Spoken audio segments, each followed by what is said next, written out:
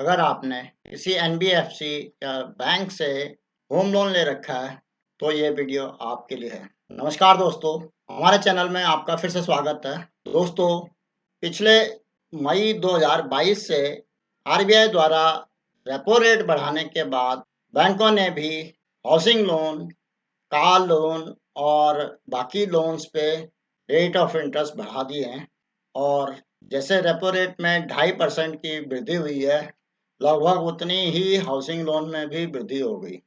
इस वृद्धि होने के बाद हाउसिंग लोन के जो बोरोवर हैं, उनके लिए ईएमआई को पे करना काफ़ी मुश्किल हो गया, क्योंकि जो उन्होंने पहले से प्लानिंग कर रखी थी, उसके बाद अब उन लोगों का बजट बिगड़ गया, खास तौर पे फ्लोटिंग रेट ऑफ इंटरेस्ट जिन लोगों ने ले रखा था। क्योंकि फ्लोटिंग रेट ऑफ इंटरेस्ट हमेशा जब कभी भी मार्केट में कोई बदलाव आता है, तो फ्लोटिंग रेट उसी ढंग से बढ़ना शुरू हो जाता है। तो कमर्शियल बैंक ने और एनबीएफसी ने ज़्यादातर वो रेट ऑफ इंटरेस्ट बढ़ा दिए। इसमें ग्राहकों को कई किस्म की परेशानियां शुरू हो गई और उसके बाद उन्होंने अपने ग्रीवेंसेस को एड्रेस करने के लिए आरबीआई को और मिनिस्ट्री ऑफ फाइनेंस को या प्राइम मिनिस्टर के पोर्टल में कई कंप्लेंट्स डालनी शुरू कर दी।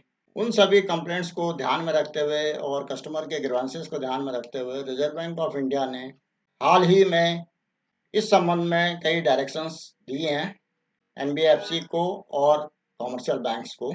उन डायरेक्शंस को सही ढंग से समझने के लिए हमें एक बार होम लोन पे चार्ज किए जाने वाले ब्याज के बारे में भी सही जानकारी देना चाहेंगे और उन रेट्स का क्या लाभ और क्या हानि है, उसके बारे में भी चर्चा करेंगे। आइए इनको हम पॉइंट वाइज डिस्कस करेंगे।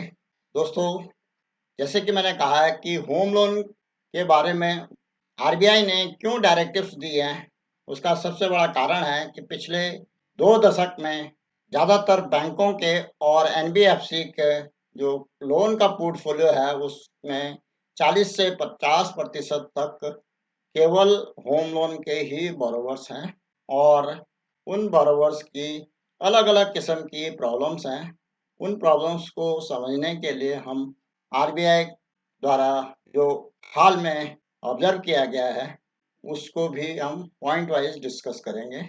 जैसे कि मैंने पहले ही कहा कि आरबीआई द्वारा रेपो रेट को 4% से बढ़ा करके 6.5% तक कर दिया, जिसकी वजह से होम लोन जो फ्लोटिंग रेट पे दिए गए थे, उनमें भी 2 से 3% की वृद्धि कर दी बैंकों ने और एनबीएफसी। ये वृद्धि ज़्यादातर जो एनबीएफसी और बैंक होते हैं, अपनी तरफ से ही कर देते हैं और कई बार तो वो बोरोवर को बताते भी नहीं और अक्सर वो लोन की जो टेन्योर है, जो ईएमआई है, उनको बढ़ा देते हैं ताकि बोरोवर जो ईएमआई दे रहा है, वही देता रहे।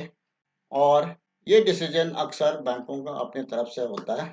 कई बार इन डिसीजन से कस्टमर को काफ़ी परेशानियां भुगतनी पड़ती हैं। दोस्तों, इस संबंध में मैं एक लाइव एग्जांपल देना चाहूँगा। मेरे एक रिलेटिव ने एक प्राइवेट बैंक से हाउसिंग लोन लिया था।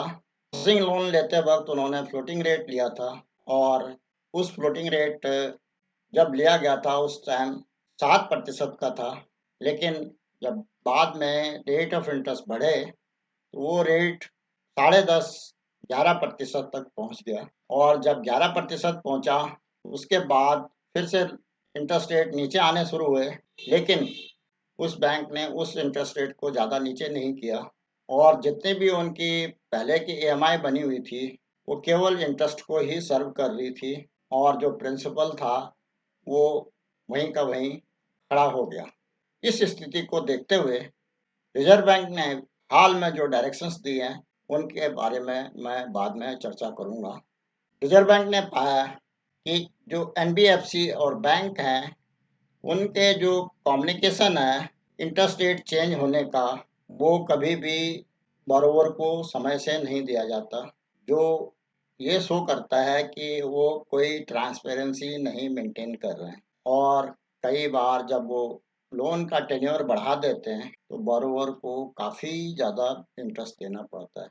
उसको ये नहीं मालूम होता कि हम यदि पुरानी वाली ईएमआई देते हैं तो इंटरेस्ट रेट बढ़ने से कितना ज़्यादा इंटरेस्ट का फ़र्क पड़ जाएगा। बैंक अगर अपनी मर्ज़ी से ही किसी केस में ईएमआई बढ़ा देता है, तो उस समय भी कई बार बोरोवर को दिक्कतें आती हैं क्योंकि उन्होंने जो ईएमआई फ़िक्स कर रखी है, वो अपने फ़िक्स सैलरी के हिसाब से और अपने इनकम के हिसाब से कर रखी है। अगर उसमें ईएमआई अचानक ही बढ़ जाती है और बगैर बताए बैंक बढ़ा देता है, तो उनको रिपे करने में दिक्कत आ सकती है। इन दोनों सिनेरियो में बॉरोवर को परेशानियों का सामना करना पड़ता है। इसलिए आरबीआई ने इसमें अभी हाल में जो डायरेक्शंस दी हैं, उससे इस स्थिति से को ज़्यादा ट्रांसपेरेंट बनाने की कोशिश की है।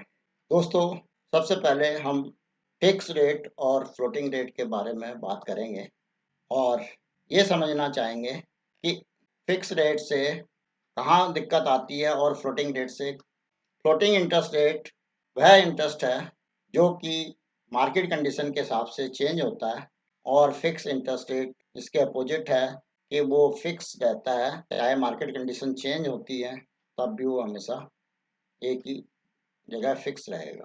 अब हम चर्चा करना चाहेंगे कि फ्लोटिंग रेट के क्या फ़ायदे हैं। फ्लोटिंग रेट का सबसे बड़ा फ़ायदा ये है कि ये फिक्स रेट के मुकाबले 1 या 2% तक कम रहता है और इससे जो बोरोवर को काफ़ी कम लागत पड़ती है और जो फिक्स रेट की ईएमआई और फ्लोटिंग रेट की ईएमआई के बीच का जो डिफ़रेंस होता है, उससे वो सेव कर सकता है और उसके और जगह कहीं इन्वेस्टमेंट कर सकता है। फ्लोटिंग रेट मार्केट कंडीशन के हिसाब से बढ़ता-घटता रहता है, लेकिन जहाँ पर भी इकोनॉमी स्टेबल है, जैसे कि भारत की इकोनॉमी अभी स्टेबल चल रही है, तो इंटरेस्ट रेट थोड़े से बढ़ते हैं, लेकिन उसके बाद धीरे-धीरे घटने शुरू हो जाते हैं। अभी पिछले 2 क्वार्टर से आरबीआई ने इंटरेस्ट रेट को बढ़ाया नहीं, तो अब ऐसी स्थिति बन रही है कि अगले कुछ क्वार्टर से इंटरेस्ट रेट फिर घटने शुरू हो जाएँगे। दोस्तों, फ्लोटिंग रेट के नुकसान क्या हैं? इसका सबसे बड़ा नुकसान ये है, ये अनप्रेडिक्टेबल होता है, इनकन्वीनिएंट होता है कई बार, क्योंकि फ्लोटिंग रेट कब बढ़ेगा, कब घटेगा, ये बॉरोवर अपने हिसाब से नहीं कह सकता क्योंकि ये मार्केट कंडीशन पे डिपेंड करता है। और फ्रीक्वेंट चेंज होने से बॉरोवर्स को काफ़ी बार दिक्कतें आती हैं, जैसे कि पिछले 1 साल से परेशानियाँ चल रही हैं और उसकी वजह से काफ़ी कंप्लेंट्स और ग्रीवेंसेस भी बढ़ गए हैं। यदि इंटरेस्ट रेट बढ़ जाता है और बॉरोवर अपनी ईएमआई को पहले जैसे ही बनाए रखता है, तो उस केस में उसको काफ़ी इंटरेस्ट भी पे करना पड़ता है। कई बार तो ऐसा हो जाता है कि वो इंटरेस्ट ही सर्व कर पाता है, प्रिंसिपल को नहीं सर्व कर पाता। दूसरी तरफ फिक्स रेट के क्या एडवांटेजेस हैं, ये भी हम डिस्कस करना चाहेंगे। फिक्स रेट से सबसे बड़ा फ़ायदा ये होता है कि वो रेट एक निर्धारित हो जाता है, तो उसकी जो ईएमआई होगी वो फिक्स होगी और आप ये निश्चित तौर से बता सकते हैं कि 15 साल तक ये रेट फिक्स रहेगा और इसी हिसाब से इस रेट के हिसाब से हम इतने की ईएमआई पे करेंगे और अपने फिर दूसरे खर्चों का भी अपना सही ढंग से बजट कर सकते हैं। इसका जो पूरा रेट है, पूरा लोन का लाइफ टाइम में एक जैसा ही रहेगा, चाहे मार्केट कंडीशन चेंज होती रहे। अब हम फिक्स रेट के क्या नुकसान हैं, उस पे भी चर्चा करना चाहेंगे। फिक्स रेट हमेशा फ्लोटिंग रेट से लगभग 2 ढाई % ज़्यादा होता है। कई बार यदि 2% ज़्यादा ना भी हो, 1% भी हो, तो हमेशा फ्लोटिंग रेट से हमेशा ज़्यादा रहेगा और ये डिपेंड करता है कि बैंक द्वारा मार्केट कंडीशन का असेसमेंट करना और ये सब चीज़ों पर ध्यान दिया जाता है। तो यदि मार्केट कंडीशन ऐसी है कि रेट ऑफ इंटरेस्ट बढ़ेगा, तो फिक्स रेट और फ्लोटिंग रेट के बीच में ज़्यादा गैप होगा। 8% होगा तो फ्लोटिंग रेट 6 से 6.5%। जब कभी भी बैंक फिक्स रेट पे लोन देता है, उस केसेस में हमेशा प्रीपेमेंट चार्जेस भी लेता है, क्योंकि बैंक जब कभी भी फिक्स रेट पे लंबे पीरियड के लिए लोन को बुक करता है, तो उसके साथ-साथ वो अपने लिक्विडिटी की पोजीशन को देखते हुए अपनी बैलेंस शीट के हिसाब से लॉन्ग टर्म फंड्स भी जनरेट करता है और उसी के कॉरस्पॉन्डिंग लोन देता है, जिसकी वजह से उसे यदि प्रीपेमेंट हो जाता है तो उसके बैलेंस शीट में एडजस्टमेंट करनी पड़ती है। इसके लिए उसे प्रीपेमेंट चार्जेस। आरबीआई ने अभी हाल में क्या डायरेक्शंस दी हैं, ये बहुत ज़रूरी है, इसी पे मैं ये वीडियो बना रहा हूँ। आरबीआई ने जो बैंक्स या एनबीएफसी की मोनोपोली थी, उसको ख़त्म करने के लिए ये कहा है कि अगर बोरोवर को फ्लोटिंग रेट पे आपने लोन देना है, होम लोन देना है, तो उसको जब लोन देंगे उसी समय बताना होगा कि ये इंटरेस्ट रेट कैसे बढ़ेगा और क्या टर्म्स एंड कंडीशंस रहेंगे। साथ ही बोरोवर को ये मौका देना पड़ेगा कि वो ईएमआई बढ़ाना चाहेगा या टेन्योर बढ़ाना चाहेगा। यदि वो दोनों बढ़ाना चाहता है तो दोनों का भी मौका दिया जाएगा।